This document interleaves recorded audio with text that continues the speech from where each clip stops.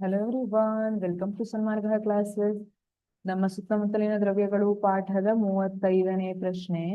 Ammonium ಕ್ಲೋರೈಡ್ನ ಉತ್ಪತನದ ಚಿತ್ರ ಬರೆದು ಈ ಕೆಳಗಿನ ಭಾಗಗಳನ್ನು ಗುರುತಿಸಿ.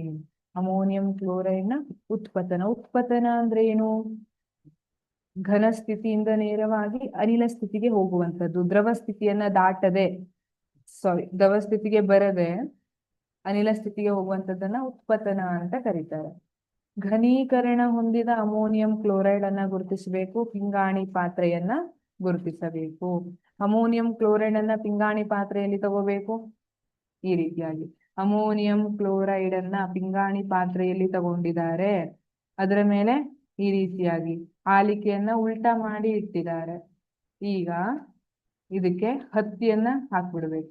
ಸೊ ಅಮೋನಿಯಂ ಕ್ಲೋರೈಡ್ ಹೊರಗಡೆ ಹೋಗಬಾರ್ದು, ಹತ್ತಿಯಿಂದ ಮುಚ್ಚಿಬಿಡ್ಬೇಕು. ಈಗ ಇದನ್ನ ಕಾಯಿಸ್ಲಿಕ್ಕೆ ಸ್ಟಾರ್ಟ್ ಮಾಡಿದ್ರೆ ಅಮೋನಿಯಂ ಕ್ಲೋರೈಡ್ ಏನಾಗುತ್ತೆ?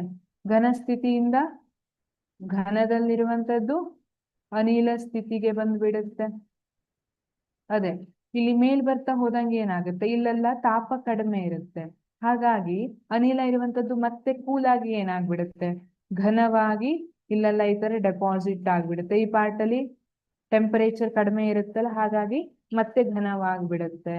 ಹಾಗಾಗಿ ಘನೀಕರಣ ಹೊಂದಿರುತ್ತದೆ. ಘನೀಕರಣ ಹೊಂದಿರುವಂತಹ ಅಮೋನಿಯಂ ಕ್ಲೋರೈಡ್ ಯಾವುದು? ಇದು ಘನೀಕರಣ ಹೊಂದಿರುವಂತಹ ಅಮೋನಿಯಂ ಕ್ಲೋರೈಡ್. ಪಿಂಗಾಣಿ ಪಾತ್ರೆ ಯಾವುದು? ಇದು ಪಿಂಗಾಣಿ ಪಾತ್ರೆ. ಈ ರೀತಿ ಚಿತ್ರವನ್ನ ಬಿಡಿಸಿ ಭಾಗಗಳನ್ನ ಗುರುತಿಸುವಂಥದ್ದು.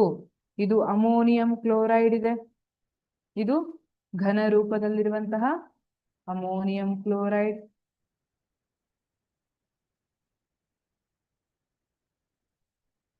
ಆಮೇಲೆ ಇದು ಅನಿಲ ರೂಪದಲ್ಲಿರುವಂತಹ ಅಮೋನಿಯಂ ಕ್ಲೋರೈಡ್ ಇದೆ.